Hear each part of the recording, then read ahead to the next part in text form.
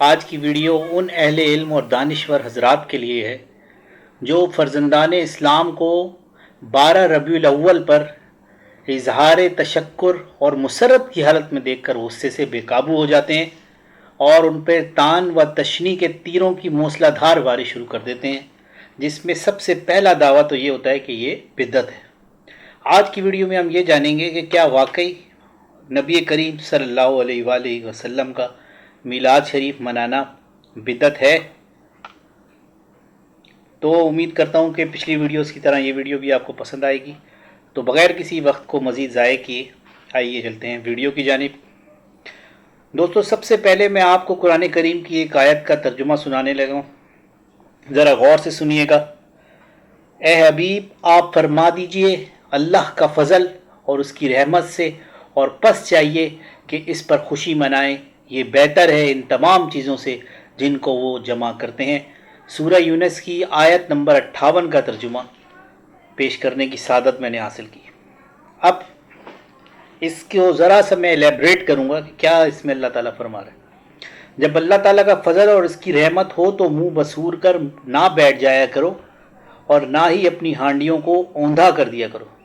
جو چراغ جل رہا ہے اس کو بھی نہ بجھا دیا کرو، کیونکہ یہ اظہار تشکر نہیں بلکہ کفران نعمت ہے۔ ایسا نہ کرو بلکہ خوشی اور مسرت کا اظہار کیا کرو، اور یہ بتانے کی قطعاً ضرورت نہیں کہ اظہار مسرت کا کیا طریقہ ہوتا ہے۔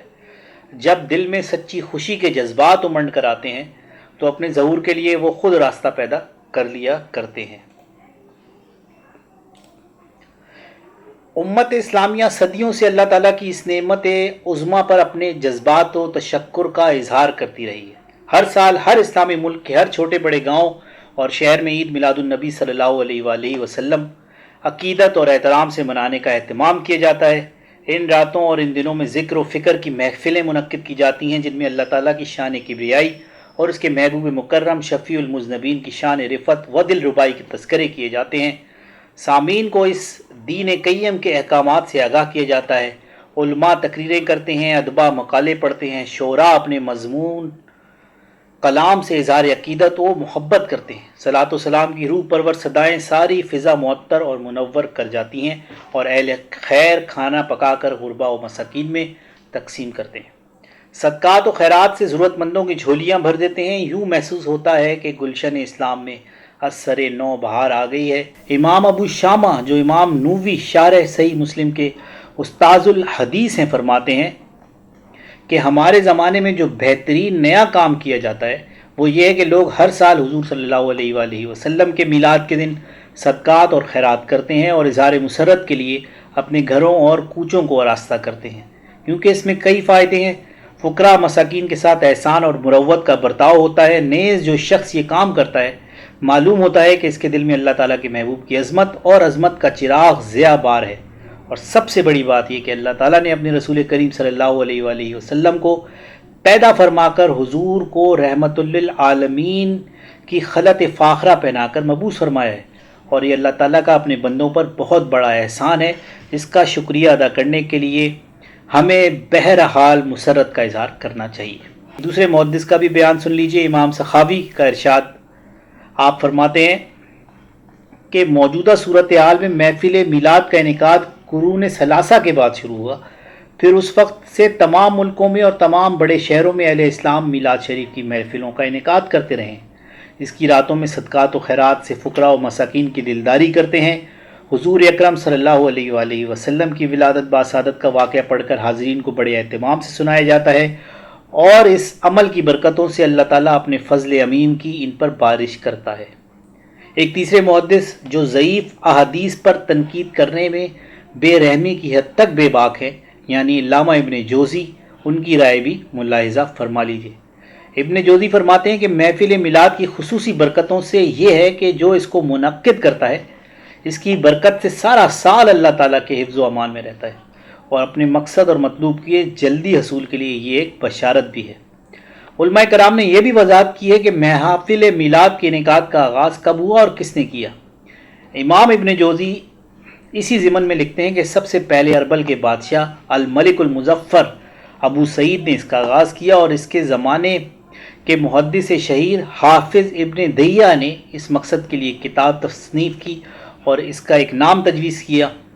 ملک مظفر کے سامنے جب یہ کتاب پیش کی گئی تو اس نے ان محدث صاحب کو 1000 اشرفی بطور انعام پیش کی۔ وہ ربیع الاول شریف میں ہر سال محفل میلاد کے انعقاد کا اہتمام کرتا تھا۔ زیر ایک دانا بہادر اور مرد میدان تھا، دانشور اور عدل گستر تھا، اور اس کا عہد حکومت کافی طویل ہوا، یہاں تک کہ اس نے 630 ہجری میں اس حالت میں وفات پائی کہ اس نے عکا شہر کے جہاں صلیبیوں نے قبضہ کر رکھا تھا محاصرہ کیا ہوا تھا۔ اس کا ظاہر اور باطن بہت ہی پسندیدہ تھا۔ ابن جوزی کے الفاظ میں آپ اس مرد مومن کی سیرت کا مطالعہ فرمائیں۔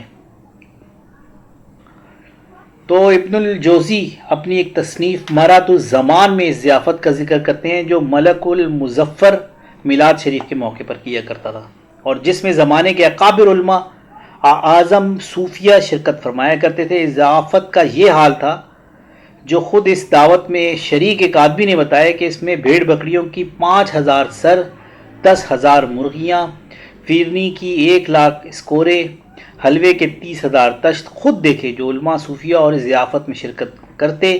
ملک مظفر انہیں خلعتیں پہناتا اور میلاد شریف کی اس تقریب پر 3,00,000 دینار خرچ کرتا۔ علامہ محمد رضا نے اپنی سیرت کی کتاب محمد رسول اللہ صلی اللہ علیہ وآلہ وسلم میں مندرجہ بالا حوالہ جات ذکر کرنے کے بعد ان پر مندرجہ ذیل اضافہ کیا ہے، جس کا خلاصہ یہاں پر پیش کیا جا رہا ہے۔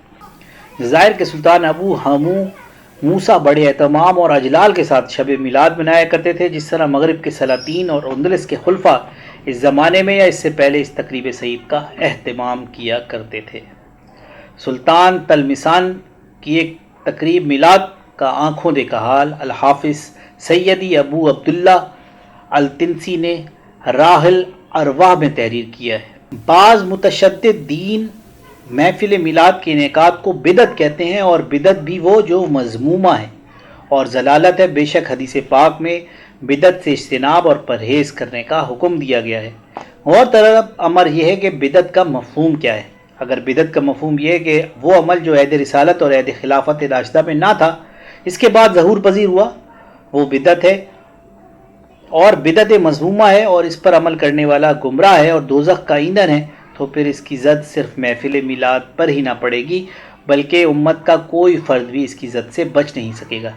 یہ علوم جن کی تدریس کے لیے بڑے بڑے مدارس، جامعات اور یونیورسٹیاں، کالج، اسکول قائم کیے گئے ہیں اور جن پر کروڑہا روپیہ خرچ کیا جا رہا ہے، ان علوم میں سے بیشتر وہ علوم ہیں جن کا خیر القرون میں یا تو نام و نشان ہی نہ تھا، اگر تھا تو اس کی موجودہ صورت کا کہیں وجود نہ تھا۔ صرف و نحو، معانی، بلاغت، اصول الفقہ، اصول حدیث، یہ تمام علوم بعد کی پیداوار ہیں۔ کیا جن علماء و فضلہ نے ان علوم کو مدون کیا اور اپنی گراں قدر زندگی اور اپنی قیمتی صلاحیتیں اور اوقات ان معارج کمال تک پہنچانے کے لیے اور ان کی نوک پلک سنوارنے کے لیے صرف کیے، کیا وہ سب بدعتی تھے؟ اور اس بدعت کا ارتکاب کے باعث وہ سب حضرات جہنم کا ایندھن ہے؟ پھر گزشتہ 14 صدیوں میں اسلام کے دامن میں کون رہ جاتا ہے جسے جنت کا مستحق قرار دیا جائے؟ اس طرح علوم قرآن و سنت اور فقہ کی تدوین تو خیر القرون میں نہیں کی گئی تھی، یہ بھی بعد میں آنے والے علماء و فضلہ کی شبانہ روز کاوشوں کا ثمر ہے۔ پھر یہ علوم جن کا وجود ہی مجسمہ بدعت ہے کی تدریس کے لیے جامعات اور یونیورسٹیاں آج تک تعمیر کی گئی ہیں، ابھی تعمیر کی جا رہی ہیں اور ان پر کروڑہا روپیہ خرچ کیے جا رہا ہے، ان سب تعلیمات دین کی خلاف ورزی ہے اور غضب الہی کو دعوت دینے کا باعث ہے۔ یہ عظیم و شان مسجدیں اور ان کے فلک بوس مینار اور ان کی مزین محرابیں عہد رسالت میں کہاں تھے؟ کیا ان سب کو آپ گرا دینے کا حکم دیں گے؟ کیا آپ کام بدعت کہلانے کے جنون میں اپنی فوج سے توپے، ٹینک، بمبار، طیارے سب چھین لیں گے اور اس کے بجائے انہیں تیر کمان دے کر میدان جنگ میں جھونک دیں گے؟ جو بدعت کی آپ نے تعریف کی ہے وہ تو ان تمام چیزوں کو اپنی لپیٹ میں لیے ہوئے۔